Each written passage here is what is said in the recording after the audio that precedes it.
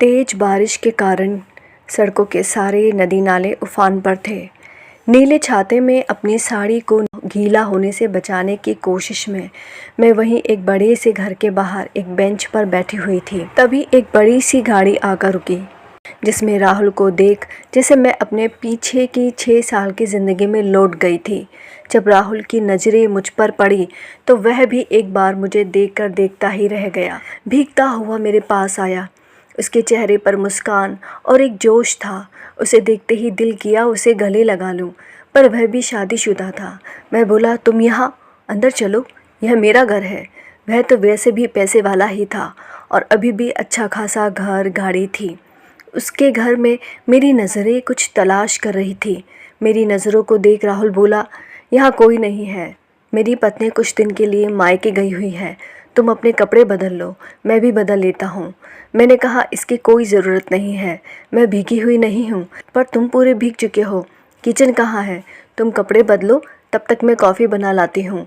Coffee पीते पीते हम उन पुरानी बातों को याद करने लगे, जब हम एक दूसरे से चुप चुप कर मिलते थे और जैसे ही हमारे परिवार वालों को पता चला तो कैसे हमें जुदा कर दिया गया। मेरी शादी हो गई और उसकी भी। एक दूसरे का हाल पूछा तो कुछ मैंने कहा, कुछ उसने कहा। जब उसने अपनी पत्नी का जिक्र किया तो उसने कहा कि उसकी पत्नी ने उसका जीना हराम कर रखा है, बाहर कहीं भी ले जाने लायक नहीं है। उसकी बातों से मुझे उस पर तरस आने लगा। मैं थोड़ा उसके पास क्या गई कि वह मुझसे लिपट ही गया। उसका इस तरह से लिपटना मुझे अच्छा लग रहा था। मैं सब कुछ भूलना चाहती थी, बस उसी की बाहों में रहना चाहती थी। मेरा इस तरह के समर्पण को देख वह भी बहक रहा था।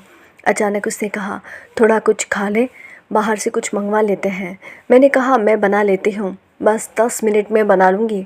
जब कुछ खाने को किचन में बनाने लगी तो उसने मुझे पीछे से पकड़ लिया, मेरी कमर में हाथ डाल मुझे चूमने लगा।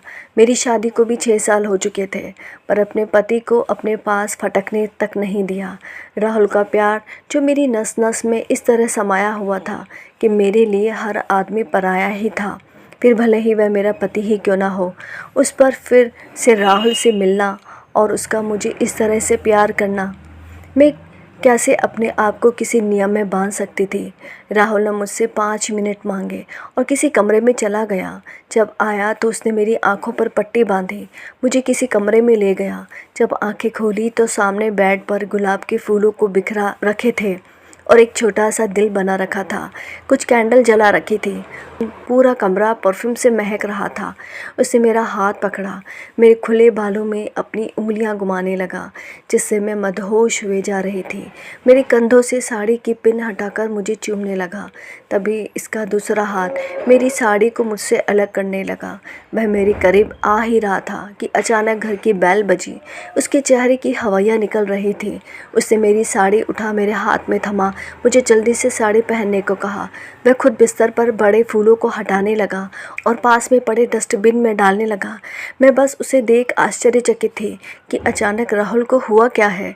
थोड़ी देर पहले तो वह मुझे जिस कमरे में प्यार से लाया था, वहीं मेरा हाथ पकड़कर कमरे से बाहर ले गया। रसोई में बनाया वह खाना किसी थैली में डाल मुझे थमा दिया, ये कहकर कि तुम बाहर खा लेना। मेरा भीगे छाते को मेरे बैग में डालकर कहने लगा, तुम दरवाजे के पीछे यहाँ खड़ी रहना, मैं अपनी पत्नी को लेकर कमरे में जाऊँगा, तुम फटाफट बाहर निकल जाना, हम बाद में मिलेंगे। मैं दरवाजे के पास खड़ी थी, तभी राहुल ने गेट खोला। मैं मुस्कुराता हुआ अपनी बाहें फैलाए हुए खड़ा हो गया। तभी उसके 2 छोटे बच्चे पापा पापा कहकर उससे लिपट गए। राहुल ने छोटे बेटे को अपनी गोद में लिया, उसे खूब प्यार करने लगा। उसकी पत्नी के कंधों पर हाथ रखकर अंदर कमरे की तरफ ले जाने लगा। एक बार राहुल ने पीछे मुड़कर देखा और मुझे जाने का इशारा किया। मैं वहां से निकल गई और फिर उसी बेंच पर जाकर बैठकर बारिश में भीगी भीगी विचारों के सैलाब में खो रही थी कि क्या यह प्यार था। मैं राहुल के प्यार में इतनी डूबी थी कि जो मेरे पास था मैंने उससे किनारा किया और राहुल ने मुझसे किनारा किया उसके लिए जो उसके पास था। मेरी आंखों में और ज़िंदगी में एक भ्रम था।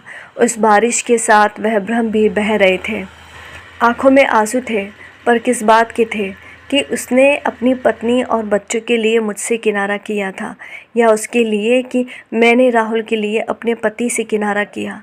तभी मेरे पति अपना खटारा स्कूटर लेकर आए और बोले, तो तुम यहाँ हो, तुम अपना फ़ोन क्यों नहीं उठा रही हो? चलो घर चलो।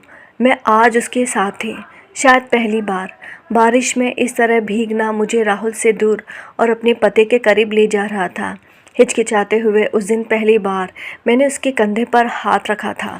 उसने मुस्कुराते हुए अपने स्कूटर की स्पीड धीरे कर दी। वह बोले, आज घर जाने की जल्दी तो नहीं, बस हम और तुम यूं ही भीगते रहें। मैंने कहा, जैसा तुम चाहो। मैं आधी खुश थी और आधी दुखी भी। 2 दिन बाद मुझे राहुल का फ़ोन आया। उसने कहा, उस दिन हमारी बात अधूरी रह गई थी, आज मिलते हैं। मैं उसके बताए पते पर गई। उसने होटल का कमरा बुक करवाया था। इस बार उसने मेरे लिए काफ़ी अच्छे से कमरा सजाया था। मेरे लिए एक गिफ्ट था जिसमें एक नाइटी थी, इतनी ट्रांसपेरेंट कि आपको खुद महसूस हो कि कपड़े पहन रखे हैं, पर सामने वाले को वह सब कुछ दिख जाए जो वह देखना चाहता है। मैंने कहा, चलो हम कॉफ़ी पीते हैं बाहर नीचे हॉल में। उसने कहा, यहीं कमरे में मंगवा लेते हैं। जब मैं कमरे से बाहर निकल गई तो वह भी चुपचाप मेरे पीछे पीछे नीचे आ गया। मैंने पूछा, आप बताओ क्या बात अधूरी रह गई? उसने कहा, वह तो बस मेरी पत्नी ने आकर सारा मूड ख़राब कर दिया। 3 दिन बाद आने वाली थी पर अचानक आ गई। अब हम अपना अधूरा काम पूरा कर लेंगे। मैंने कहा, काम तो उस दिन पूरा हो गया। मैं तुम्हारी पत्नी की शुक्रगुजार हूँ कि वह उस दिन समय पर आ गई। और जहाँ तक कमरे की बात है, क्या तुम मुझे आज भी प्यार करते हो? उसने कहा, दिलो जान से, अपनी जान से भी ज़्यादा। मैंने कहा, मैं भी तुमसे बहुत प्यार करती हूँ। असल में सच्चा प्यार तो अब समझ में आया है, इसीलिए प्यार को प्यार ही रहने दो। इसे छू कर किसी रिश्ते का नाम ना दो। मुझे अपनी यही अधूरी बात करनी थी, जो मुझे 6 साल में भी समझा नहीं पाए, वह उन 3 घंटों ने समझा दिया। और कुछ कहना चाहते हो? मुझे तुमसे अब मिलने की कोई ज़रूरत नहीं है। मैं हमेशा तुम्हारे इस शुद्ध प्यार को अपने दिल में रखकर दूर जाना चाहती हूँ, ताकि तुम मेरे दिल में एक अच्छी यादों के रूप में रहो। क्या तुम्हें भी मुझसे कुछ कहना है? वह बिना कुछ बोले मुझे देखे जा रहा था। मैंने अपना पर्स उठाया, अपनी कॉफ़ी के पैसे रखे और राहुल को उस कॉफ़ी का धन्यवाद देकर वहाँ से निकल गई, हमेशा के लिए उसकी ज़िंदगी से दूर और अपनी पति की ज़िंदगी में। यदि कहानी आपको अच्छी लगी है तो please like, share and subscribe my channel. Thank you.